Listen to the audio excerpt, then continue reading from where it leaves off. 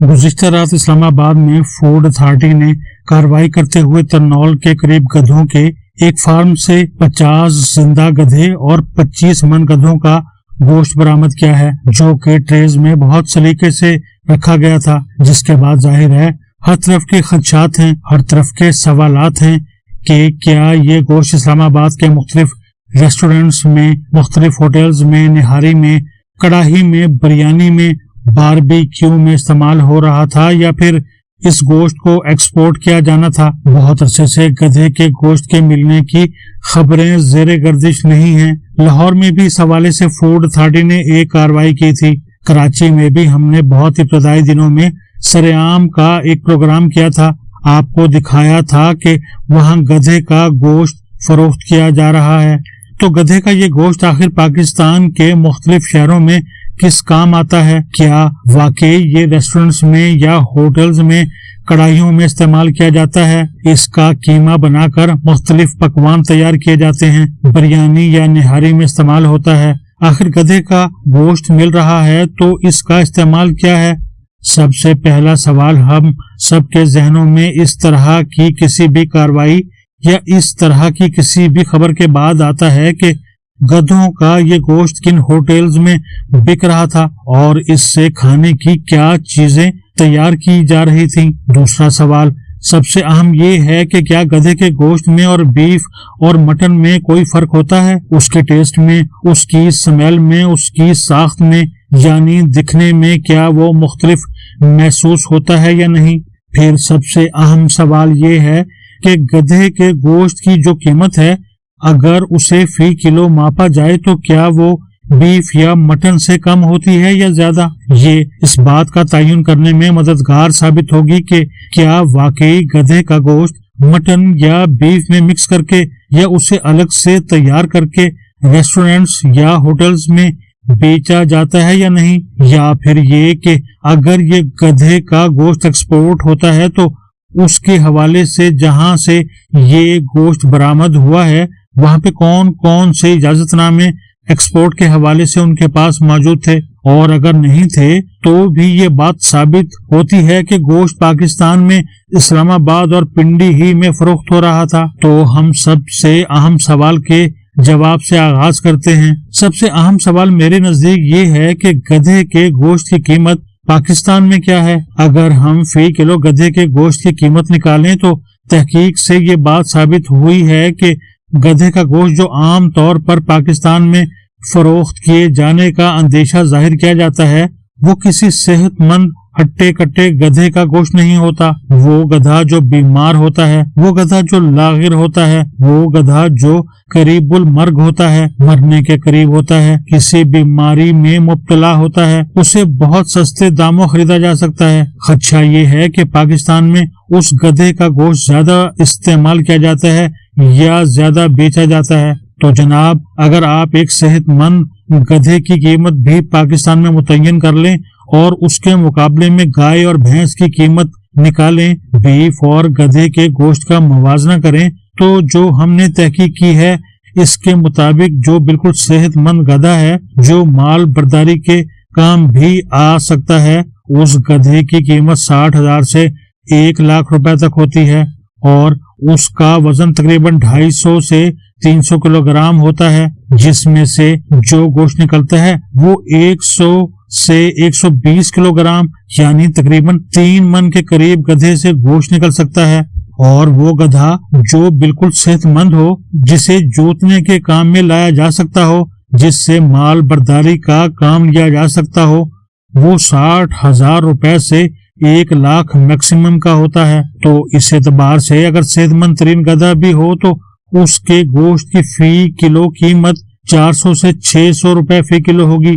और अगर कोई बिल्कुल लागिर, मुर्दार, करीबुल मर्ग या किसी बीमारी में मुब्तला गधा हो तो वो 10 से 20,000 रुपए में मिल जाएगा, और कीमत जाहिर है शायद 100-150 रुपए फी किलो पर भी चली जाएगी। इसके मुकाबले में अगर हम बीफ की बात करें, गाय के गोश्त की बात करें, तो गाय की जो कीमत है पाकिस्तान में वो 2.5 लाख से 4 लाख रुपए है, और गाय का जो मजमूई वजन है وہ 450 سے 600 کلو ہے، اور اس میں سے جو گوشت نکلتا ہے وہ تقریباً 200 سے 280 کلو گوشت کسی ایک گائے یا بھینس سے نکل سکتا ہے۔ اس اعتبار سے 900 روپے سے 1200 روپے گوشت کی لاگت ہے فی کلو گرام۔ اگر بیف کی بات کریں تو اندازہ کیجئے کہ اگر صحت مند ترین گدھا بھی ذبح کیا جائے اور اس سے گوشت حاصل کیا جائے تو بھی وہ پاکستان میں 3 گنا سستا ہے بیف سے۔ تو ظاہر ہے پہلا کوسچن مارک ریز ہوتا ہے،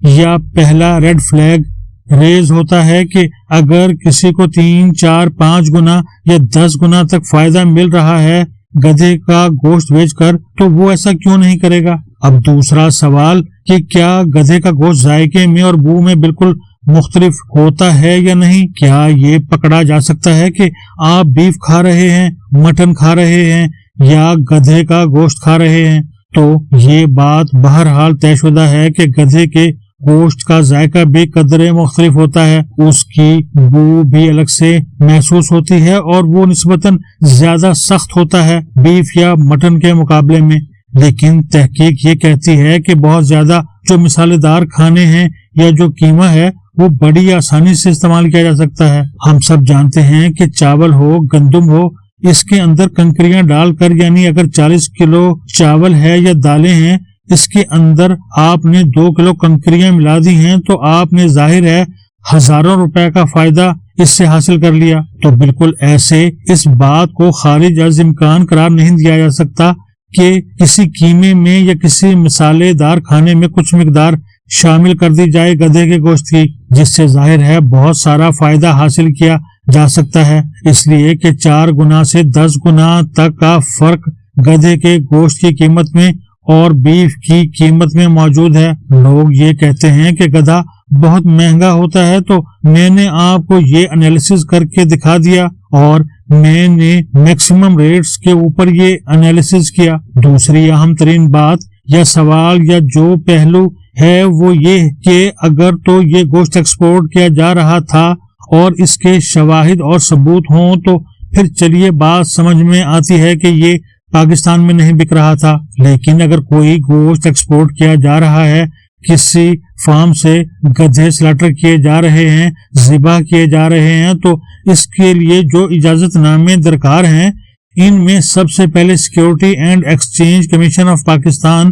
یعنی SECP کا اجازت نامہ درکار ہے۔ پھر آپ FBR سے رجسٹرڈ ہوں، آپ کے پاس ٹیکس نمبر ہو، FBR سے ایکسپورٹ کا اجازت نامہ آپ کے پاس موجود ہو، پھر لائف سٹاک ڈپارٹمنٹ سے سلاٹر ہاؤس کا اجازت نامہ آپ کے پاس موجود ہونا ضروری ہے۔ اگر گوشت ایکسپورٹ کیا جا رہا ہے، چاہے وہ گدھے کا گوشت ہے، چاہے وہ بیف ہے یا کوئی بھی اور گوشت جو پاکستان سے باہر بھیجا جا رہا ہے، پھر جو ویٹنری ڈپارٹمنٹ ہے اس کے ڈیفرنٹ سرٹیفکیٹ کی ضرورت ہے۔ پھر منسٹری آف کامرس سے ایکسپورٹ پالیسی کے مطابق ایکسپورٹ کا اجازت نامہ ہونا ضروری ہے۔ پھر کسٹمز میں آپ کی ایکسپورٹ کی کلیئرنس، شپمنٹ کا اجازت نامہ، اور پھر جہاں جس ملک میں، یعنی اگر آپ چین بھجوا رہے ہیں گدھے کا گوشت تو وہاں کے جو متعلقہ ادارے ہیں ان کی اپروولز، ان کے اجازت نامے بھی آپ کے پاس ہونے چاہیے۔ تو اگر اسلام آباد کے علاقے ترنول میں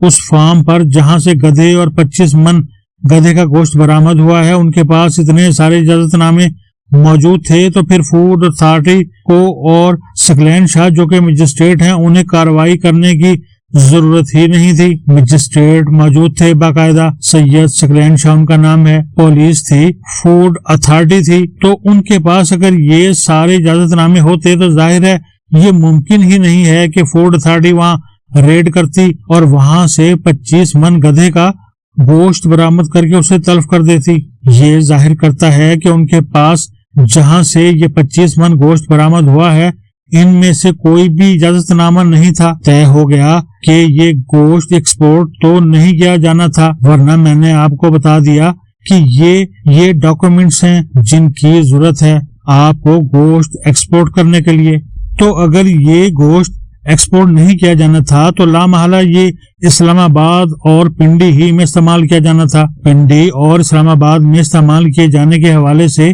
ایک مارجن آپ شاید یہ دے سکتے ہیں کہ वहाँ जो गैर मुल्की हैं, चीनी बाशिंदे बहुत बड़ी तादाद में हैं, शायद वो इसका इस्तेमाल करते हों। लेकिन जिस तरह मैंने आपसे अर्ज किया कि चूंकि इसकी कीमत निस्बतन बहुत कम है, 4 से 10 गुना तक का फर्क है, और अगर मटन की बात करें गधे के गोश्त के मुकाबले में, फिर तो जाहिर है ये 20-25 गुना तक का मामला बढ़ जाता है। तो जाहिर है मफाद परस्त लोग जो पाकिस्तान में जाली कोल्ड ड्रिंक्स बनाते हैं, जो जाली मिर्च मसाला जात बनाते हैं, जहां तड़ियों और चर्बियों से घी निकाल कर बेचा जाता है, जहां फूड में मिलावट की कौन सी गलीज किस्म है और तरीका है जिसे नहीं अपनाया जाता, वहाँ ये खारिज इम्कान नहीं है कि गधे का गोश्त मिक्स करके फरोख्त किया जा रहा हो, कढ़ाइयों में, निहारियों में, बिरयानियों में, बारबेक्यू में और कबाब में। और क्या ये सिर्फ इस्लामाबाद में हो रहा होगा? जवाब है नहीं। अगर जाली कोल्ड ड्रिंक्स लाहौर में बन रही हैं और ये एक अच्छा बिजनेस मॉडल है इन जालसाजों के लिए, तो फिर ये बात समझ लेनी चाहिए कि पाकिस्तान के मुख्तलिफ इलाकों में ये काम हो रहा होगा। तो अगर किसी एक जगह पर गधे का गोश्त बिक रहा है बतौर बिजनेस मॉडल, वो काम चल रहा है, तो जाहिर है ये तय कर लिया जाना चाहिए कि मामला सिर्फ इस्लामाबाद या पिंडी तक महदूद नहीं होगा, कराची में भी गधे का गोश्त फरोख्त हो रहा होगा। इसकी तफसीलात हमने प्रोग्राम सरेआम में अर्ज भी की। लाहौर में भी गधे का गोश्त पकड़ा गया, तो जाहिर है इस हवाले से जरा मजीद एहतियात की जरूरत है। और अहम तरीन बहस जो गधे के गोश्त के मिलने की खबर के बाद छिड़ जाती है पाकिस्तान में, वो ये कि क्या गधे का गोश्त हलाल है या हराम। तो जब हमने प्रोग्राम किया था इस पर बड़ी तफसील से हमने तहकीक की थी। तो 2 तरह के गधे हैं, एक जंगली गधा है और एक पालतू गधा है, जिसे मुख्तलिफ कामों में इस्तेमाल किया जाता है। पालतू गधे के हवाले से घरेलू गधे के हवाले से तय है तमाम मुसलमानों के मकातबे फिक्र के नजदीक कि इसका गोश्त हराम है। गज़वा खैबर में इसकी हुर्मत का हुक्म था। जब हांडियों में गधा पकाया जा रहा था गज़वा खैबर के मौके पर, तब आन हज़रत सल्लल्लाहु अलैहि वसल्लम ने इरशाद फरमाया कि इन हांडियों को उंडेल दें और कहा कि ये नजस है गोश्त। कुछ लोगों का ख्याल उन्होंने अखज़ किया कि शायद यहूदियों के गधे थे और गंदगी और गलाजत खाया करते थे, शायद इस वजह से मुमानियत की गई। लेकिन इत्तफाक कर लिया गया कि इस मामले में मुकम्मल तौर पर जो पालतू गधे हैं, और शायद ये भी वजह है कि जाहिर है अगर आप जो माल बर्दारी के काम आने वाले गधे हैं उन्हें खाना शुरू कर देंगे तो फिर माल बर्दारी का काम किससे लिया जाएगा। घोड़ों के गोश्त से मुतालिक भी इस किस्म की बहस मिलती है। जंगली गधे के हवाले से मुख्तलिफ राय हैं और इसमें बहुत सारे उलमा का इत्तफाक है कि जंगली गधे को हलाल समझकर खाया जा सकता है। तो गधे की हुर्मत के हवाले से, गधे के हलाल या हराम होने के हवाले से जो गधे हमारे यहाँ इस्तेमाल होते हैं, आमतौर पर जो हमारे अतराफ में हैं, जिन्हें हम गधा रेडी के अंदर जोतते भी हैं, जिनसे हम माल बर्दारी का काम भी लेते हैं, जिन पर ईंटें भी ढोते हैं, बाकी तमाम तरह इस गधे के हवाले से इत्तफाक़े राय है कि गधा हराम है। बहरहाल वही बात के कुछ लोगों का कहना था क्योंकि गज़वा खैबर से पहले हलाल रहा है। गज़वा खैबर के मौके पर शायद स्पेसिफिकली इन गधों के हवाले से हुक्म था, लेकिन इजमाई उम्मत है कि गधे की जो किस्म हमारे यहाँ पाई जाती है वो गधा या गधे का गोश्त जो है वो हराम है। तो जाहिर है हलाल और हराम की बहस के अलावा जब हम पाकिस्तान में एक कराहत के हवाले से भी देखते हैं तो हर एक को एक कराहत है गधे के गोश्त से। तो ये तय है कि फूड अथॉरिटीज और मुताल्लिका इदारों का ये काम है कि वो गधे के गोश्त की फरोख्त को रोकें। हर बार सिर्फ गधे का गोश्त बरामद कर लेना और इसे तल्फ कर देना ये काफी नहीं है। मेरा ये ख्याल है हम सबको बार बार सवाल पूछना चाहिए कि इस्लामाबाद फूड अथॉरिटी ने ये गधे का गोश्त जो बरामद किया, इसे तल्फ किया, ये स्लॉटर हाउस कौन लोग चला रहे थे, उनके पास कौन से डॉक्यूमेंट्स थे, वो कहाँ कहाँ ये गोश्त सप्लाई कर रहे थे, और बाकायदा उन रेस्टोरेंट्स या होटल्स के नाम सामने आने चाहिए। बसूरत देकर ये मामला फिर जाहिर है कुछ सालों में, कुछ महीनों बाद हम देखेंगे कि गधे के गोश्त को बरामद करने की कोई और खबर आएगी, फिर बहस करेंगे और इसके बाद ये मामला दोबारा से दब जाएगा। तो अब की बार हमें ये तवक्को करनी चाहिए कि ये गोश्त कहाँ फरोख्त किया जा रहा था, किस तरह के खाने में इसका इस्तेमाल किया जा रहा था, कौन लोग इसकी फरोख्त में मुलव्विस थे। तमाम तर तहकीकात कौम के सामने जरूर लाई जानी चाहिए।